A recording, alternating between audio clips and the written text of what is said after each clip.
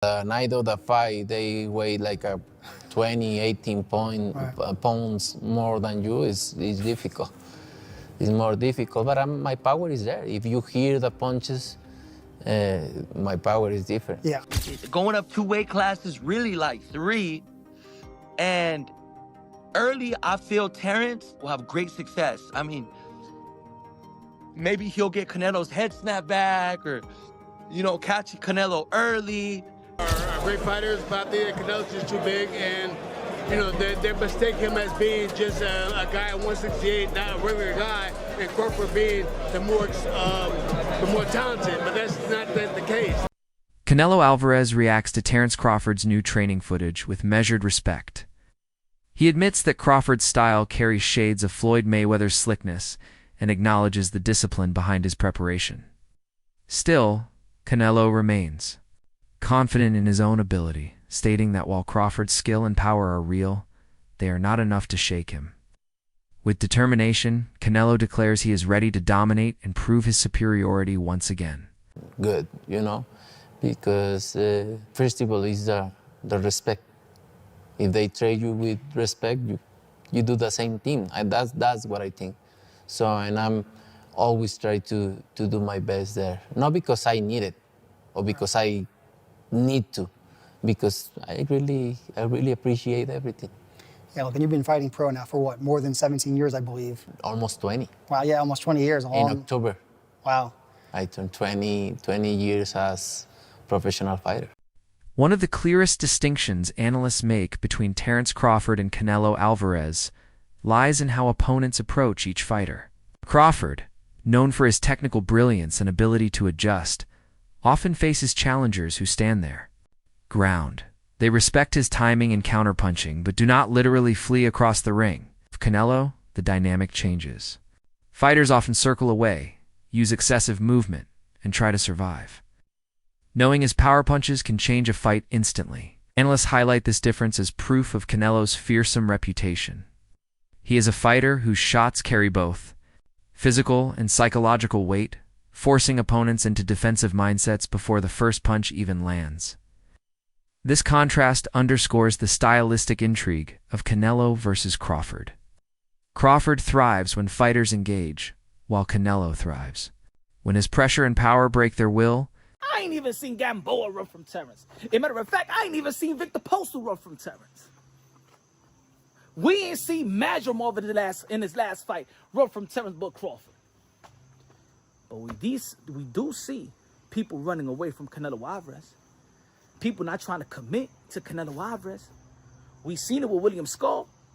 Dude was just as cut up as anybody in the sport of boxing. Mother ever was running.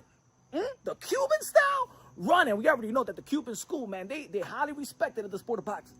He was running. Jamel Charlo, Iron Man Charlo. I ain't gonna say he wasn't running, but he wasn't committed. He wasn't committed the way that he was committed in the 154-pound division when he was knocking everybody else to get his titles, right? It was very uncharacteristic from Iron Man Jamel Charlo, a knockout artist, right? I'm gonna tell you like this, even Dimitri Bivol was going at it with Canelo Alvarez. 1-2, but he was jumping right back out. Jumping right back out. He beat him in the style that Dimitri Bivol beat him.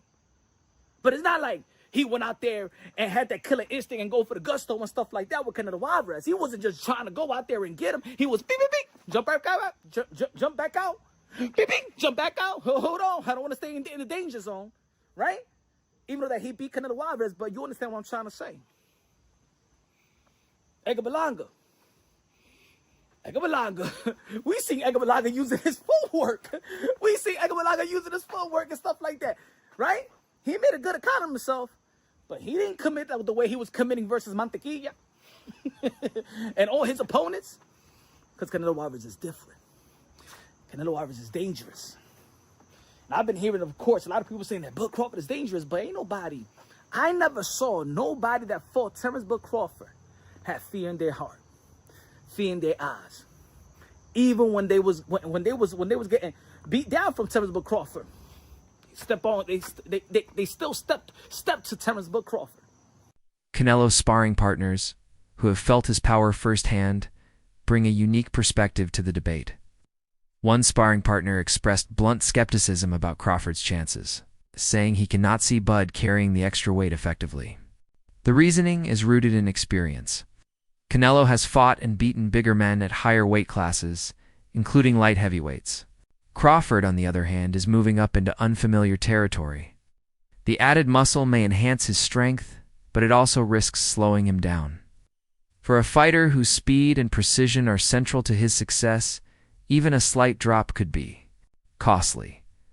The sparring partner's view reflects concerns that no matter how skilled Crawford is, the physical toll of carrying more mass against an elite puncher like Canelo could prove insurmountable.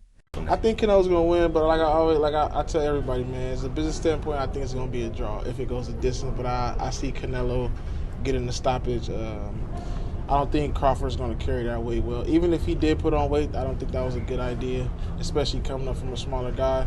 But it's gonna be a great fight. Two brains in the ring. It's gonna be a good fight. Fernando Vargas, the former world champion and Mexican boxing icon, has made his stance clear. He insists Mexico needs Canelo Alvarez to win this fight. For Vargas, Canelo is not only a great fighter, but also a symbol of national pride, carrying the legacy of Julio Cesar Chavez and other Mexican legends. His success represents more than individual achievement. It resonates deeply with fans who see him as the face of Mexican boxing today. Vargas acknowledges Crawford's brilliance, but stresses the emotional stakes. Mexico expects its champion to defend national pride on the biggest stage. With the boxing world watching, Vargas believes Canelo must rise to the occasion and secure victory, not only for himself, but for his country. Big Crawford fan as well. Like every time he sees me and my brothers and my dad at fights, he comes out of his way, shakes our hand. It's all respect. But I just feel the weight's a little too much, Marcos. I feel going up 2 weight classes really like 3. And early, I feel Terence will have great success. I mean, maybe he'll get Canelo's head snapped back or, catch Canelo early. Maybe I could see Terence Crawford go southpaw because you see Canelo has had a bit of problems with southpaws. You could see Canelo, I could see him getting frustrated, picking him up like how he does, like when he gets frustrated. But I say 6th, 7th, 8th round on up, I think he'll figure him out. And we need Canelo to get a stoppage, if not get a get a knockout. I think it'll be great for Mexico and it'll be great for Razas. But I got Canelo, coming out with the victory. Canelo's punches have stopped bigger men, and moving up in weight has historically challenged smaller fighters. But recent footage from Crawford's camp has silenced many critics. Training videos show Bud looking bigger, stronger, and sharper than ever. His weight gain appears to have enhanced his athleticism rather than diminished it. Please subscribe my YouTube channel, Boxing Fight Scope, for latest news of boxing.